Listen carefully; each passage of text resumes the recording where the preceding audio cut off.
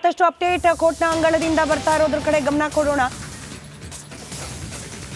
ಸಣ್ಣ ಪ್ರಮಾಣದ ಅನುಮಾನಗಳಿದ್ರೂ ಕೂಡ ತನಿಖೆಗೆ ಆದೇಶವನ್ನ ನೀಡಬೇಕು, ತನಿಖೆಗೆ ಅವಕಾಶ ನೀಡಬೇಕು. ಆದ್ರೆ ತನಿಖೆ ಮಾಡೋದೇ ತಪ್ಪು ಅಂದ್ಬಿಟ್ರೆ ಎಲ್ಲೋ ಒಂದ್ ಕಡೆ ಚಿಕ್ಕ ಲೋಪ ಆಗಿದೆ ಅಂತಂದ್ರೂ ಕೂಡ ತನಿಖೆಗೆ ಆದೇಶ ನೀಡಬೇಕು. ನಮ್ಮ ತನಿಖಾ ವ್ಯವಸ್ಥೆಗಳಲ್ಲಿ ಅದಕ್ಕೆ ಅವಕಾಶ ಇದೆ. ತನಿಖೆನೇ ಮಾಡಬಾರ್ದು ಅಂತ ಹೇಳಿ ರಿಟ್ ಅರ್ಜಿಯನ್ನ ಸಲ್ಲಿಕೆ ಮಾಡಿದ್ದಾರಲ್ಲ ಸಿದ್ದರಾಮಯ್ಯನವರು, ಇದು ಸರಿನಾ ಅನ್ನೋದನ್ನ ಪರೋಕ್ಷವಾಗಿ ಪ್ರಶ್ನೆ ಮಾಡ್ತಿದ್ದಾರೆ ವಕೀಲರಾದ ರಾಘವನ್. ಹೈಕೋರ್ಟ್ನ ನ್ಯಾಯಮೂರ್ತಿ ನಾಗಪ್ರಸನ್ನ ಅವರ ಪೀಠದ ಎದುರಿಗೆ ಇದೀಗ ತನಿಖೆಯ ಅವಶ್ಯಕತೆಯ ಬಗ್ಗೆ ವಾದ ಮಂಡನೆ ಮಾಡ್ತಿದ್ದಾರೆ. ಮತ್ತಷ್ಟು ಡೀಟೇಲ್ಸ್ನೊಂದಿಗೆ ದೂರವಾಣಿ ಸಂಪರ್ಕದಲ್ಲಿದ್ರು ನಮ್ಮ ಪ್ರತಿನಿಧಿ ಸುನಿಲ್ ಧರ್ಮಸ್ಥಳ. ಸುನಿಲ್, ತನಿಖೆನೇ ನಡೆಸಬಾರ್ದು ಅಂತ ಹೇಳಿ ರಿಟ್ ಅರ್ಜಿ ಸಲ್ಲಿಕೆ, ತನಿಖೆ ನಡೆಸಲಿಕ್ಕೆ ಕಾನೂನಾತ್ಮಕವಾಗಿ ಅವಕಾಶ ಇದೆ ಅನ್ನೋ ವಾದ ಮಂಡನೆ ಇದೀಗ ರಾಘವನ್ ಅವರ ಕಡೆಯಿಂದ. ಎಸ್ ಸ್ಮಿತಾ, ನಾನು ಹಾಗೆ ಹೇಳ್ತಾ ಇದ್ದೆ, ಒಟ್ಟು 3 ಪಾಯಿಂಟ್ಸ್ಗಳನ್ನ ಯಾವ ರೀತಿ ರಾಘವನ್ ಅವರು ಕೋರ್ಟ್ ಗಮನಕ್ಕೆ ತಂದ್ರು ಅನ್ನುವಂಥದ್ದು. ಸೊ ಅಂತಿಮವಾಗಿ ಇವರ ವಾದದ ಉದ್ದೇಶ ಏನು ಅಂತ ಹೇಳಿದ್ರೆ, ಇಲ್ಲಿ ಪ್ರಕರಣಕ್ಕೆ ಸಂಬಂಧಪಟ್ಟಂತೆ ತನಿಖೆಗೆ ಅವಕಾಶವನ್ನ ನೀಡಬೇಕು ಅಂತ ಹೇಳಿ. ಅಂದ್ರೆ ಸಿದ್ದರಾಮಯ್ಯ ಅವರು ರಾಜ್ಯಪಾಲರು ಪ್ರಾಸಿಕ್ಯೂಷನ್ ಅನುಮತಿ ಕೊಟ್ಟಿದ್ದಕ್ಕೆ ತಡೆ ಕೊಡಬೇಕು ಅಂತ ಹೇಳಿ ಕೋರ್ಟ್ಗೆ ಅಪ್ರೋಚ್ ಆಗಿದ್ರು. ಆದ್ರೆ ರಾಘವನ್ ಅವರು ಇದನ್ನ ನೇರವಾಗಿ ಹೇಳಿಲ್ಲ. ಆರಂಭದಿಂದಲೂ ಕೂಡ ಅವರು ಇವತ್ತು ವಾದ ಮಂಡನೆ ಮಾಡಿದಂತಹ ರೀತಿಗಳನ್ನ ಅಬ್ಸರ್ವ್ ಮಾಡ್ತಾ ಹೋದ್ರೆ, ಮೊದಲನೇದಾಗಿ ಅವರು ಅಧಿಕಾರ ದುರ್ಬಳಕೆ ಮಾಡ್ಕೊಂಡಿದ್ದು, ಎರಡನೇದಾಗಿ ಮೂಡಾದಲ್ಲಿ ನಡೆದಿರುವಂತಹ ಅವ್ಯವಹಾರಗಳು, ಅದಾದ ನಂತರ ಕೊನೆಯದಾಗಿ ರಾಜ್ಯಪಾಲರು ಇದು ಅನುಮತಿ ಕೊಡೋದಕ್ಕೆ ಕಾರಣಗಳು ಏನು ಅನ್ನುವಂಥದ್ದು. ಮತ್ತು ಈಗಾಗಲೇ ಸರ್ಕಾರವೇ ಇಲ್ಲಿ ಅವ್ಯವಹಾರ ನಡೆದಿದೆ ಅನ್ನುವಂಥದ್ದಕ್ಕೆ ಅನುಮಾನ ಪಟ್ಟುಕೊಂಡು ಒಂದು ಸಮಿತಿಯನ್ನು ಕೂಡ ಈ ಹಿಂದೆ ರಚನೆ ಮಾಡಿದ್ದು. ಆ ಸಮಿತಿ ಈಗಾಗಲೇ ವಿಚಾರಣೆಯನ್ನ ನಡೆಸ್ತಾ ಇದೆ.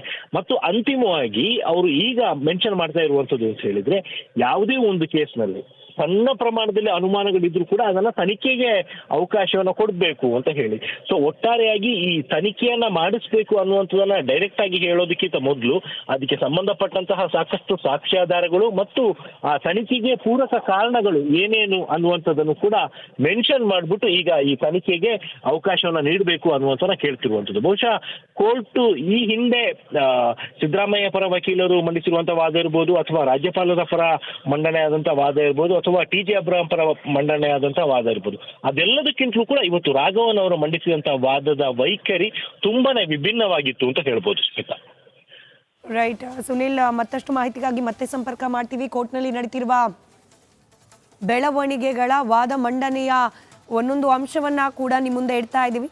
ರಿಪಬ್ಲಿಕ್ ಕನ್ನಡದಲ್ಲಿ ನೀವು ಗಮನಿಸ್ತಾ ಇದ್ದೀರಿ. 2:30 ಕೋರ್ಟ್ನ ಕಲಾಪ ಪ್ರಾರಂಭವಾದ ಕ್ಷಣದಿಂದಲೂ ಕೂಡ ಯಾವ ರೀತಿಯಾದ ವಾದ ಮಂಡನೆ ಆಗ್ತಾ ಇದೆ ಅನ್ನೋದರ ಡೀಟೇಲ್ಸ್ ಅನ್ನ ನಿಮ್ಮ ಜೊತೆಯಲ್ಲಿ ನಾವು ಹಂಚ್ಕೊಳ್ತಾ ಇದ್ದೇವೆ.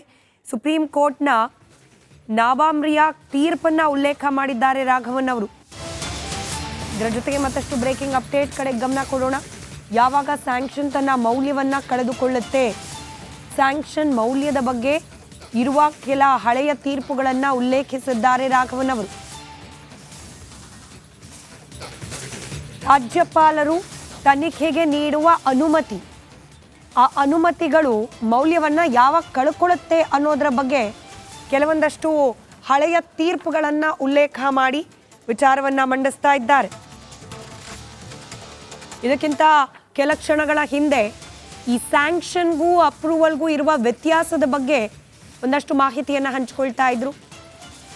ಸ್ಯಾಂಕ್ಷನ್, ಅಪ್ರೂವಲ್, ಡಿರೆಕ್ಷನ್ ಎಲ್ಲವೂ ಒಂದೇ ಅನ್ನೋ ರೀತಿಯಲ್ಲಿ ನಾವು ನೋಡಬಾರ್ದು, ಎಲ್ಲವೂ ಕೂಡ ಪ್ರತ್ಯೇಕವಾಗಿರುತ್ತೆ ಅನ್ನೋದನ್ನ ವಾದ ಮಂಡಿಸಿದ್ರು. ಇದೀಗ ಯಾವ ಸಂದರ್ಭದಲ್ಲಿ ಸ್ಯಾಂಕ್ಷನ್ ತನ್ನ ಮೌಲ್ಯವನ್ನ ಕಳೆದುಕೊಳ್ಳುತ್ತೆ ಅನ್ನೋದಕ್ಕೆ ಸಂಬಂಧಪಟ್ಟ ಹಳೆಯ ಕೆಲ ತೀರ್ಪುಗಳನ್ನ ಉಲ್ಲೇಖಿಸಿ ವಾದ ಮಂಡನೆಯನ್ನ ಮುಂದುವರೆಸಿದ್ದಾರೆ ಸ್ನೇಹಮಯಿ ಕೃಷ್ಣ ಅವರ ಪರ ವಕೀಲರಾದ ರಾಘವನ್ ಅವರು. ಡೀಟೇಲ್ಸ್ ನಮ್ಮ ಪ್ರತಿನಿಧಿ ಸುನಿಲ್ ನೀಡ್ತಾ ಇದ್ರು. ಸುನಿಲ್, ಈ ಹಳೆಯ ಪ್ರಕರಣಗಳ ಹೋಲಿಕೆಯನ್ನ ನೀಡಿ ವಾದ ಮಂಡನೆ, ಅದನ್ನ ನ್ಯಾಯಮೂರ್ತಿಗಳು ಎಷ್ಟನ್ನ ಪರಿಗಣಿಸ್ತಾರೆ, ಎಷ್ಟನ್ನ ಮತ್ತೊಮ್ಮೆ ವಿವೇಚನೆಗೆ ಒಳಪಡಿಸ್ಕೊಳ್ತಾರೆ ಅನ್ನೋದು ಕೂಡ ಇಂಟ್ರೆಸ್ಟಿಂಗ್ ಇದೆ. ಇಲ್ಲಿ ಸ್ಯಾಂಕ್ಷನ್ನ ಬಗ್ಗೆನೇ ಪರ್ಟಿಕ್ಯುಲರ್ ಆಗಿ ವಾದ ಮಂಡನೆ ಆಗ್ತಾ ಇರೋದು ಸುನಿಲ್. ಎಸ್ ಸ್ಮಿತಾ, ರಾಘವನ್ ಅವರು ಈ ಪ್ರಕರಣಕ್ಕೆ ಸಂಬಂಧಪಟ್ಟಂತೆ ಸುದೀರ್ಘವಾದಂತ ಒಂದು ಅಧ್ಯಯನವನ್ನೇ ನಡೆಸುವಂತ ಕಾಣಿಸ್ತಾ ಇದೆ. ಮತ್ತು ಈ ಹಿಂದೆ ಇದೇ ರೀತಿಯ ಪ್ರಕರಣಗಳಲ್ಲಿ ಬೇರೆ ಬೇರೆ ಕೋರ್ಟ್ಗಳಲ್ಲಿ ಯಾವ ರೀತಿ ಆದೇಶಗಳು ಆಗಿದ್ದಾವೆ ಅನ್ನುವಂಥನ್ನು ಕೂಡ ಕೋರ್ಟ್ ಗಮನಕ್ಕೆ ತರ್ತಿದ್ದಾರೆ. ಇದು ತುಂಬಾನೇ ಇಂಪಾರ್ಟೆಂಟ್ ಆಗುತ್ತೆ. ಏನಕ್ಕೆ ಅಂದ್ರೆ ಇಲ್ಲಿನ ನ್ಯಾಯಮೂರ್ತಿಗಳು ಕೂಡ ಅಷ್ಟೇ ಈ ಹಿಂದೆ ನಡೆದಿರುವಂತಹ ಪ್ರಕರಣಗಳಲ್ಲಿ ಯಾವ ರೀತಿಯ ಆದೇಶಗಳನ್ನ ನೀಡಲಾಗಿದೆ ಅನ್ನುವಂಥದ್ರ ಬಗ್ಗೆ ವಕೀಲರು ಕೋರ್ಟ್ ಗಮನಕ್ಕೆ ತಂದಂತಹ ಸಂದರ್ಭದಲ್ಲಿ ಅದರ ಬಗ್ಗೆ ಅವರು ಕೂಡ ಸ್ಟಡಿ ಮಾಡ್ತಾರೆ. ಅಂಡ್ ಇಲ್ಲಿ ನಡೆದಿರುವಂತಹ ಈ ಕೇಸಿಗೂ ಬೇರೆ ಕಡೆ ಆಗಿರುವಂತಹ ಕೇಸುಗಳಿಗೂ ಏನೇನು ಸಾಮ್ಯತೆಗಳಿದಾವೆ ಅನ್ನುವಂಥದ್ದು ಕೂಡ ನೋಡ್ತಾರೆ. ಅದೇ ರೀತಿಯಾಗಿ ಇಲ್ಲಿ ಇವತ್ತು ರಾಘವನ್ ಅವರು ಸುಪ್ರೀಂ ಕೋರ್ಟ್ನ ನವಾಬ್ರಿಯ ತೀರ್ಪಿಗೆ ಸಂಬಂಧಪಟ್ಟಂತೆ ಕೂಡ ಕೆಲವೊಂದು ವಿಚಾರಗಳನ್ನ ಕೋರ್ಟ್ ಗಮನಕ್ಕೆ ತಂದಿದ್ದಾರೆ. ಅದೇ ರೀತಿಯಲ್ಲಿ ಯಶವಂತ್ ಸಿನ್ಹಾ ಪ್ರಕರಣದಲ್ಲಿ ಆಗಿರುವಂತಹ ಆದೇಶದ ಬಗ್ಗೆ ಕೂಡ ಕೋರ್ಟ್ನ ಗಮನಕ್ಕೆ ತಂದಿದ್ದಾರೆ. ಯಾವಾಗ ಸ್ಯಾಂಕ್ಷನ್ ತನ್ನ ಮೌಲ್ಯವನ್ನ ಕಳೆದುಕೊಳ್ಳುತ್ತೆ ಅನ್ನುವಂಥದ್ದಕ್ಕೆ ಈ ತೀರ್ಪುಗಳಿಂದಾಗಿ ಗೊತ್ತಾಗಿದೆ ಅನ್ನುವಂಥ ಒಂದು ವಿಚಾರವನ್ನು ಕೂಡ ಹೇಳಿರುವಂಥದ್ದು. ಆದ್ರೆ ಇದೇ ಬೇರೆ ಕೋರ್ಟ್ನಲ್ಲಿ ಆಗಿರುವಂತಹ ಆದೇಶ ಇಲ್ಲೂ ಕೂಡ ಅಪ್ಲೈ ಆಗ್ಬೇಕು ಅಂತಿಲ್ಲ. ಆದ್ರೆ ಪ್ರಕರಣದ ಗಂಭೀರತೆ ಇಲ್ಲಿ ನಡೆದಿರುವಂತಹ ಪ್ರಕರಣಕ್ಕೂ ಮತ್ತು ಬೇರೆ ಕಡೆ ನಡೆದಿರುವಂತಹ ಪ್ರಕರಣ ಎರಡೂ ಕೂಡ ಈಕ್ವಲ್ ಆಗಿದ್ದಲ್ಲಿ ಅಂತಹ ಸಂದರ್ಭದಲ್ಲಿ ಮಾತ್ರ ಆ ತೀರ್ಪುಗಳನ್ನು ಕೂಡ ಪರಿಗಣನೆಗೆ ತೆಗೆದುಕೊಳ್ಳುವಂತಹ ಸಾಧ್ಯತೆ ಇರುವಂಥದ್ದು. ಎಕ್ಸಾಕ್ಟ್ ಆಗಿ ಅಲ್ಲಿ ಕೊಟ್ಟಿದ್ರು ಅನ್ನೋ ಕಾರಣಕ್ಕೋಸ್ಕರ ಇಲ್ಲಿ ಕೊಡುವಂತ ಸಾಧ್ಯತೆ ಇಲ್ಲ.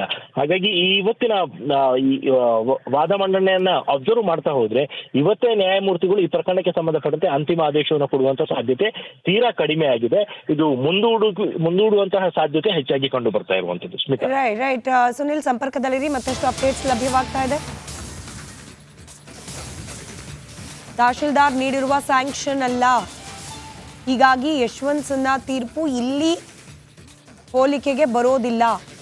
ರಾಘವನ್ ವಾದದ ಮಧ್ಯೆ ಇದನ್ನು ತಿಳಿಸಿ ಹೇಳಿದ್ದಾರೆ ನ್ಯಾಯಮೂರ್ತಿಗಳು. ಈ ಹಳೆಯ ಪ್ರಕರಣದಲ್ಲಿ ಏನು ಉಲ್ಲೇಖ ಮಾಡಲಾಯಿತು ಅಲ್ಲಿ ತಹಶೀಲ್ದಾರ್ ಅವರು ನೀಡಿದ ಸ್ಯಾಂಕ್ಷನ್ ಬಗ್ಗೆ ಇದ್ದದ್ದು ಪ್ರಶ್ನೆ, ಆದರೆ ಇಲ್ಲಿ ರಾಜ್ಯಪಾಲರು, ಹೀಗಾಗಿ ಅದನ್ನು ಕರೆಕ್ಟ್ ಮಾಡಿದ್ದಾರೆ ನ್ಯಾಯಮೂರ್ತಿಗಳು. ವಿವರಿಸ್ತಾ ಇದ್ರು ನಮ್ಮ ಪ್ರತಿನಿಧಿ ಸುನಿಲ್ ಧರ್ಮಸ್ಥಳ.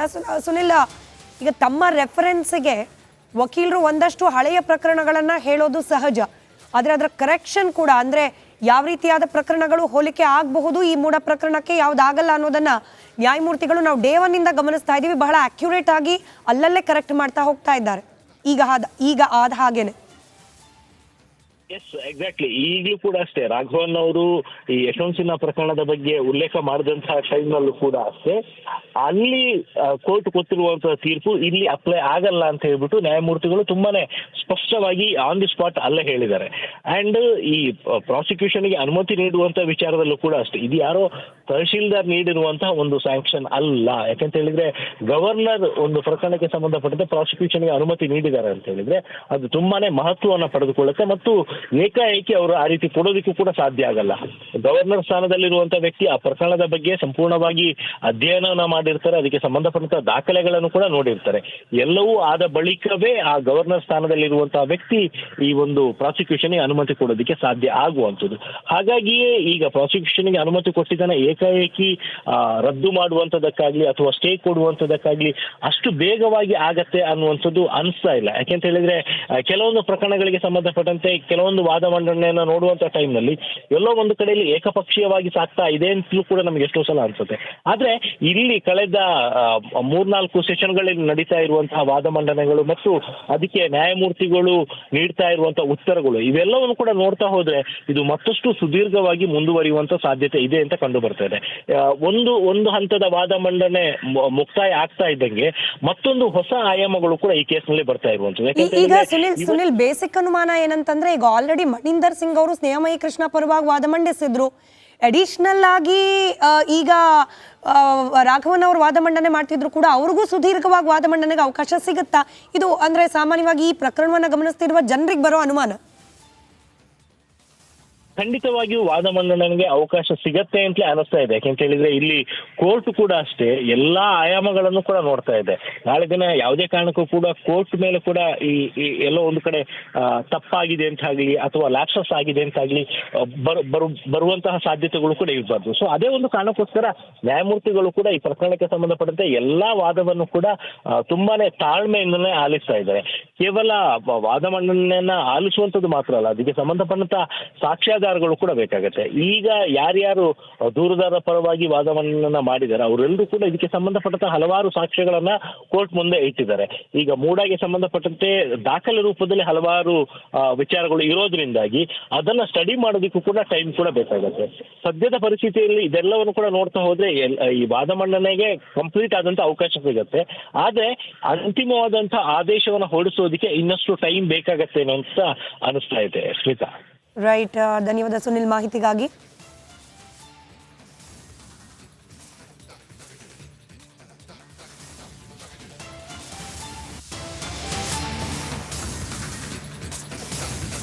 ದೂರುದಾರರಿಗೆ ಎಲ್ಲ ಸಾಕ್ಷ್ಯಗಳು ಇರಬೇಕು ಅಂತೇನಲ್ಲ. ಸ್ನೇಹಮಯಿ ಕೃಷ್ಣ ಅವರ ಪರ ವಕೀಲರಾದ ರಾಘವನ್ ಅವರ ವಾದ, ದೂರುದಾರರು ತಮಗೆ ಸಿಕ್ಕ ದಾಖಲೆಗಳ ಆಧಾರದ ಮೇಲೆ, ಬಂದ ಅನುಮಾನದ ಆಧಾರದ ಮೇಲೆ ದೂರನ್ನು ನೀಡ್ತಾರೆ. ಅವ್ರ ಹತ್ರನೇ ಎಲ್ಲ ಸಾಕ್ಷಿನೂ ಇರಬೇಕು, ಎಲ್ಲ ದಾಖಲೆಗಳು ಇರಬೇಕು ಅಂತಿಲ್ಲ. ತನಿಖಾಧಿಕಾರಿಗಳ ಜವಾಬ್ದಾರಿ ಅದು. ದೂರುದಾರರು ಕೊಟ್ಟಂತಹ ದೂರಿನ ಆಧರಿಸಿ ಅದಕ್ಕೆ ಪೂರಕವಾದ ದಾಖಲೆಗಳನ್ನು ಪರಿಶೀಲಿಸೋದು ತನಿಖಾಧಿಕಾರಿಗಳ ಕರ್ತವ್ಯ ಆಗತ್ತೆ. ರಾಘವನ್ ಅವರ ವಾದ ಮಂಡನೆ ಮುಂದುವರಿಯುತ್ತದೆ.